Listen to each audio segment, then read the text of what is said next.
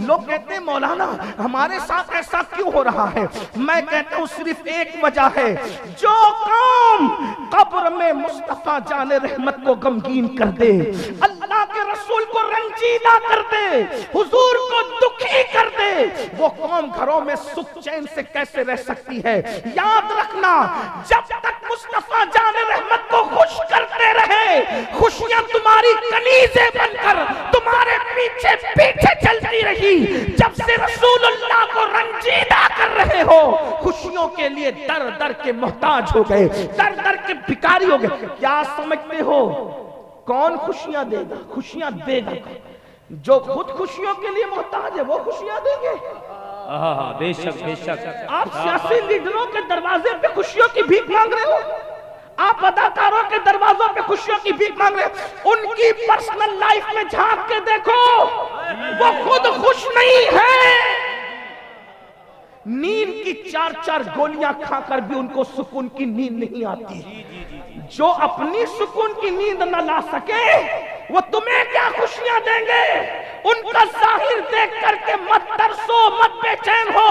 خدا کی عزت کی قسم، اگر اصل خوشی چاہیے، اصل خوشی، اللہ اکبر، اگر وہ کوئی دے سکتا ہے تو وہ صرف اور صرف زمین کے اوپر آمنہ کا لال ہے۔ میرے امام کہتے ہیں جس کی تسکین سے روتے ہوئے ہنس پڑے، اس تبسم کی عادت پہ لاکھوں زندہ باد زندہ باد، ماشاءاللہ یا رسول اللہ، یا رسول اللہ، زندہ باد زندہ باد زندہ باد۔ نیند کی گولیاں کھا کر بھی بے چین رہنے والوں سے تم خوشیوں کے طلبگار ہو۔ سنو، حضور سے وفا وہ چیز ہے جو قبر میں بھی تمہیں سکون سے سلا دے، بے شک حق ہے، جو قبر میں بھی تمہیں سکون سے سلا دے گی۔ میرے امام کہتے ہیں خاک ہو کر عشق میں، خاک ہو کر عشق میں آرام سے سونا ملا، جان کی اکسیر ہے الفت رسول اللہ۔ بابا زندہ باد زندہ باد۔ حضور سے سچا عشق تو کر کے ہم نے عشق کی باتیں کی ہے، عشق کیا کتنا۔ اگر ہم عاشق ہوتے واقعی، اگر ہم واقعی عاشق ہوتے تو ہمارے محلوں کی مسجدیں ویران نہ ہوتی۔ حق ہے بے شک۔ جلسہ گاہ کو آباد کر کے مسجدوں کو ویران کرنے والوں، جلسے گاہ آباد ہو کر انقلاب نہیں آئے گا۔ مسجدیں، بلکہ ایک بات کہوں، برا مت ماننا، اور میں واللہ کسی کو بھی ٹارگٹ کر کے تقریر کرنے کو حرام سمجھتا ہوں، میں کسی کو ٹارگٹ کر کے نہیں کہہ رہا ہوں، لیکن ایک جملہ یاد رکھنا، اگر مسلمانوں نے مسجدیں بھر دی ہوتی تو ہمیں جیل بھرو تحریک چلانے کی ضرورت نہ پڑتی۔ کیا بات ہے سید صاحب، زندہ باد زندہ باد۔ ہمیں اس وقت مسجدیں بھرنے کی ضرورت ہے، بے شک بے شک۔ کیونکہ مسجد بھرو گے تو پھر مسجد بھرنے کا انداز ہی کچھ اور ہوگا، اس لیے کہ آپ نے سجدے کو سمجھا۔ جس سجدے سے اللہ ملتا ہے اس سجدے سے کون سی خوشی نہیں مل سکتی، کون سی نعمت نہیں مل سکتی۔ تو پہلی چیز، بات دور نہ نکل جائے، پہلی چیز اپنی اولاد کو عشق رسول سکھاؤ۔ ماں باپ عاشق ہوں گے تبھی تو اولاد کو عشق سکھائیں۔ جب ماں باپ خود ہیرو ہیروئن کے چکر میں الجھے ہوں گے، فلمی اداکاروں کے چکر میں الجھے ہوں گے، ان کے موبائل کے اسکرین پر جب 2.5 سال کا بچہ ہیرو اور نچنیا کی تصویر دیکھے گا تو اس کے دل میں عشق کس کا پیدا ہوگا؟ آپ مجھے بتائیں، آپ اپنے موبائل چیک تو کریں ذرا، کسی کے موبائل کے اوپر ہیرو ہے، کسی کے اندر ہیرو ہے تو صحیح، بڑی معذرت کے ساتھ، اور اتنے مشکل جو پاسورڈ لگا کے رکھتے ہو نا، اسی لیے کہ اندر اتنی گندگی بھر رکھی ہے کہ آپ سوچتے ہیں کہ کسی کو پتہ چل جائے گا تو ہمارا کیا ہوگا۔ آپ کو لوگوں کا خیال ہے، آپ کو رب کا خیال نہیں، اللہ کا خیال نہیں ہے۔ عشق مصطفیٰ، تو بات سمیٹتے ہوئے عرض کروں کیسے سکھائیں عشق۔ دیکھو عشق سکھانے کے، اب پہلی بات آپ کو یہ کہوں، کچھ لوگوں کو خطرہ ہے کہ مدرسے نفرت سکھاتے ہیں۔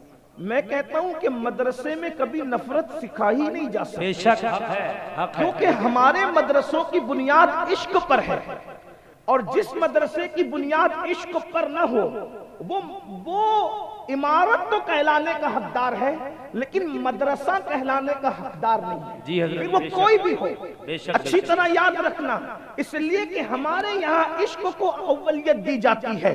हमारे यहाँ तो कहा जाता है कि इल्म इंसान को इंसान बना देता है, बेशक। इल्म बेमाया को सुल्तान बना बेशक, देता है, बेशक। इल्म अल्लाह जिसे दे उसे ईमान भी दे, बेशक। वरना ये वो है जो शैतान बना देता है। हाँ। हम तो इश्क की बात पहले करते हैं, अल्लाह अकबर, और जब इश्क होता है तो हम फिर नफरतें भी नहीं जानते सिवाय उनके जिनके लिए अल्लाह रसूल ने हमें पाबंद किया है। मेरे आका अलैहिस्सलातु व तस्लीम के प्यारे दीवानों, आइए इश्क को औलाद को कैसे सिखाया जाता है। जब अपने बच्चों को खाना खिलाओ, अपने बच्चों को बिस्तर पे लेटाओ, तो उनको कुत्ते बिल्ली की कहानी सुनाने की बजाय, कार्टूनों की कहानी सुनाने की बजाय, बादशाहों की कहानियां सुनाने की बजाय उनको रसूलुल्लाह की जिंदगी बताओ। आका अलैहिस्सलाम का हुस्न क्या था, हुजूर के मोजज़ात क्या थे, हुजूर की जिंदगी क्या थी। आपको बताऊं, जिंदगी हुजूर की इतनी दिलचस्प है, इतनी दिलचस्प है मेरे आका की जिंदगी, बच्चे भी सुनते हैं तो खिल जाते हैं,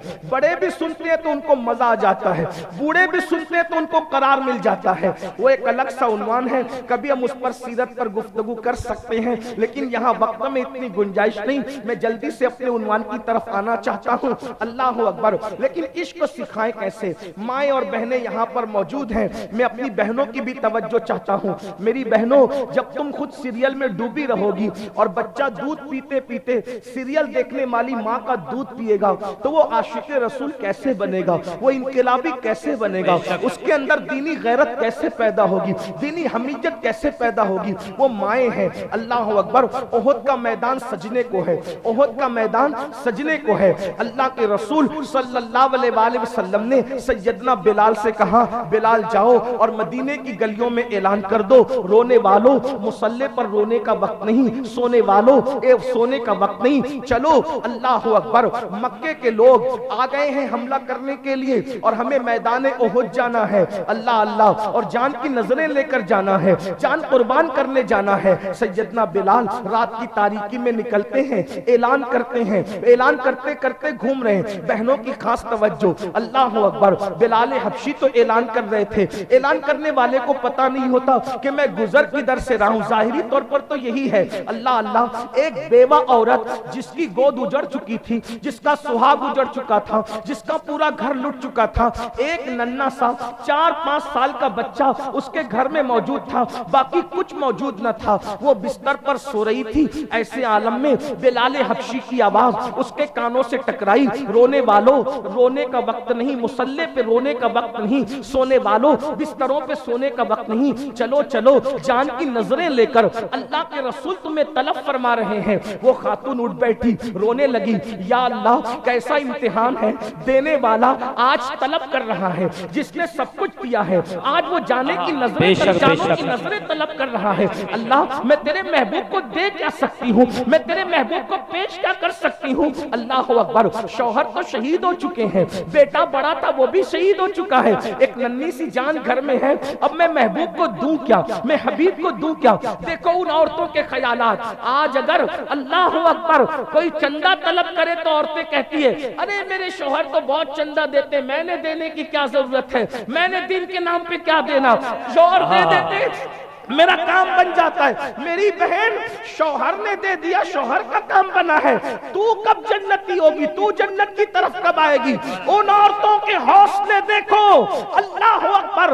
उठ बैठी, हुजूर को पेश क्या करूं, और इस तसव्वुर में रोने लगी। अल्लाह अल्लाह। उस खातून को रोना क्यों आ रहा है? शौहर की याद पे नहीं, बच्चे की याद पे नहीं, हालात पर नहीं, जेवरात पर नहीं, लिबास पर नहीं, बल्कि उसको रोना आ रहा है। हुजूर ने तलब किया है, पेश क्या करूं? रोते रोते उसकी हिचकियां बन गई। जब हिचकियां बंदी है तो नन्ना सा बच्चा जो सो रहा था माँ की बगल में उठ बैठा और माँ से पूछते, अम्मी क्यों रो रही हो, क्या तुम्हें बाबा की याद ने सताया है? नन्हे से बच्चे ने जब बाप का जिक्र किया तो माँ ने सर पे हाथ फेरते कहा, मेरी जान, मेरे दर्द को तू समझ नहीं सकता, तू सो जा मेरे बेटे। अल्लाह अकबर। लेकिन वो माँ की तरबियत थी, 4-5 साल की उम्र, गिल्ली डंडा खेलने की उम्र होती है, लेकिन आज तो अल्लाह अकबर 4-5 साल की उम्र मोबाइल में गेम और कार्टून की उम्र होती है। मगर वो बच्चे की तरबियत उस माँ ने क्या की थी कि नन्हे से बच्चे को माँ कहती है, मेरे बेटे तू मेरे दर्द को समझ नहीं सकता, सो जा। तो नन्हा सा बच्चा माँ को कहता है, माँ ये कैसे हो सकता है कि मेरी माँ रोती रहे और मैं सोता रहूं? माँ मैं नहीं सो सकता जब तक कि तुम रोती रहो। बताओ ना अम्मी, तुम्हारा दर्द क्या है, तुम्हारी तकलीफ क्या है, तुम क्यों रो रही हो? अल्लाह अकबर।